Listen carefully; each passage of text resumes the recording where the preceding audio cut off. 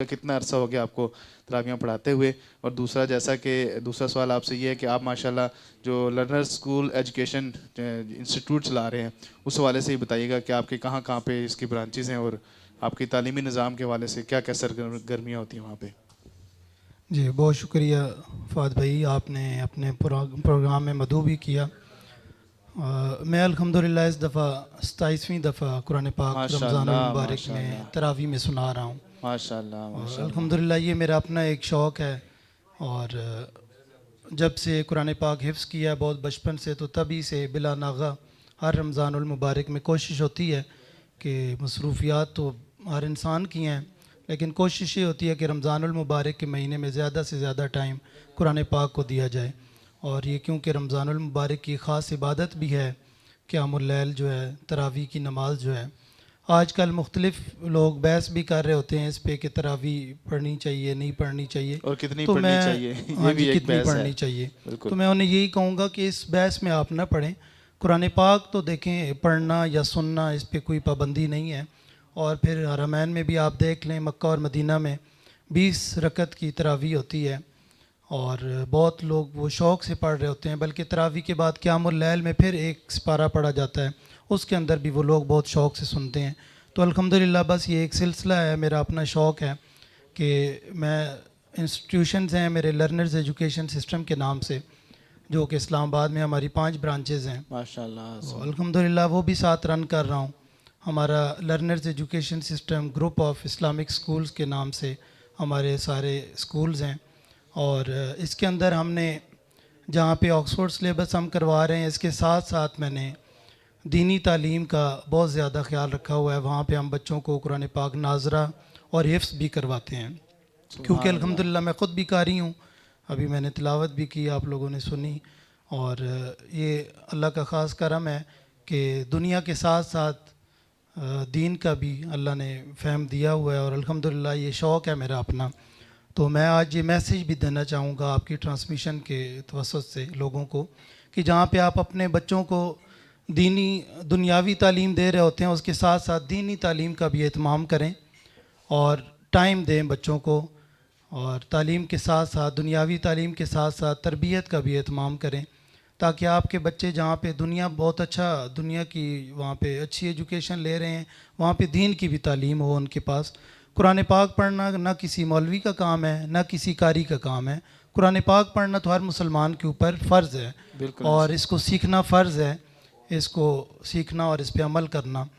تو کوشش ہونی چاہیے کہ ہر بچے کے ساتھ، اور میں بلکہ یہ کہنا چاہوں گا جو انسٹیٹیوشنز کے ہیڈز ہیں ان کو، کہ اگر میری یہ بات سن رہے ہیں، کہ اپنے اپنے اداروں کے اندر جہاں پہ باقی لوازمات ہوتے ہیں، وہاں پہ قرآن پاک کی اسپیشل ایک کلاس ہونی چاہیے آپ کی، کم از کم ایک کلاس، ایک پیریڈ وہاں پہ ہونا چاہیے، جس کے اندر بچوں کو بیسکس جو ہیں آپ کے نماز روزے کے بارے میں، آپ وہاں پہ لیکچرز بھی ہوں، اور قرآن پاک ناظرہ کم از کم بہت اچھے طریقے سے بچے پڑھ سکیں تجوید کے ساتھ۔ لیکن ہمارے ملک تو کا مسئلہ تو یہ ہے نا کہ اب تو ہم دیکھتے ہیں کہ اسلامیات بھی بہت سارے ہمارے سب جو سلیبس ہے اس میں سے ختم کرتے جا رہے ہیں، تو اس حوالے سے کیا کوئی اقدام ہونا چاہیے نہیں، ویسے؟ اسلامیات ختم تو نہیں کر رہے، لیکن اس پہ پراپر جو ہے امپلیمنٹ نہیں ہو رہا۔ ہمارے سلیبس کے اندر تو شامل نصاب ہیں یہ ساری چیزیں، لیکن ہماری بدقسمتی سمجھیں کہ گورنمنٹ سکولز کے اندر اس ٹائم پہ پراپر قاری صاحبان کی پوسٹ ہی نہیں ہے کوئی۔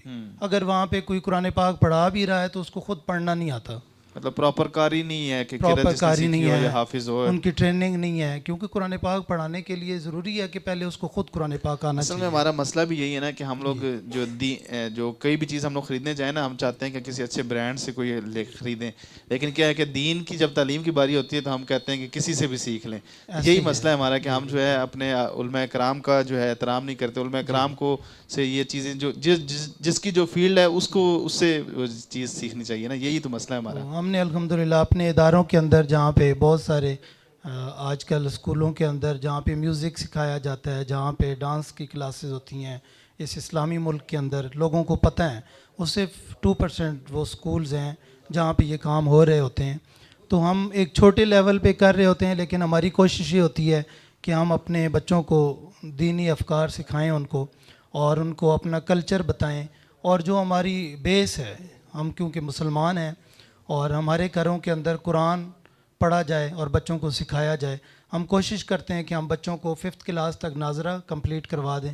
اس کے بعد 5th سے لے کے 8th کلاس کے درمیان میں ہم قرآن پاک بچوں کو حفظ کروا دیتے ہیں. کمپلشن نہیں ہے بچوں کے لیے.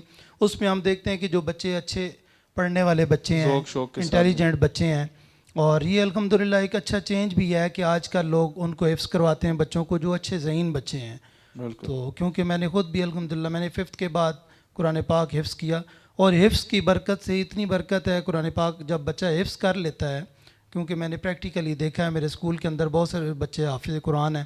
جب وہ بڑی کلاسز میں جاتے ہیں ان کے لیے یہ اسکول کی ایجوکیشن کچھ بھی نہیں ہوتی, کیونکہ قرآن پاک تو ایک بہت بڑی کتاب ہے, لا ریب کتاب ہے, اور اس کو پڑھنا جب اس کو بہت سینے میں مشکل ہے. محفوظ کر جی, لیا تو حفظ پھر کرنا, جب حفظ کر لیتا ہے وہ بچہ تو اس کے لیے کوئی مشکل نہیں رہتی کہ وہ یہ ان چیزوں میں میتھ, فزکس, کیمسٹری میں وہ کہیں بھی وہ کنفیوژن کا شکار ہو.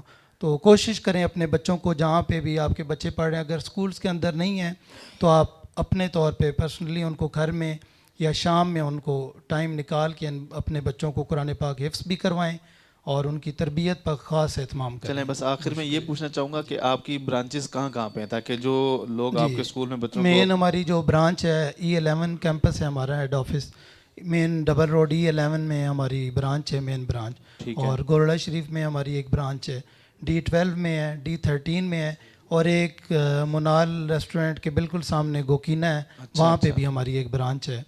تو ابھی انشاءاللہ عید کے بعد ہم نے ایک اور برانچ کی اوپننگ کرنی ہے گورڑا ریلوے اسٹیشن کے قریب. تو میری برانچ میں بھی بچوں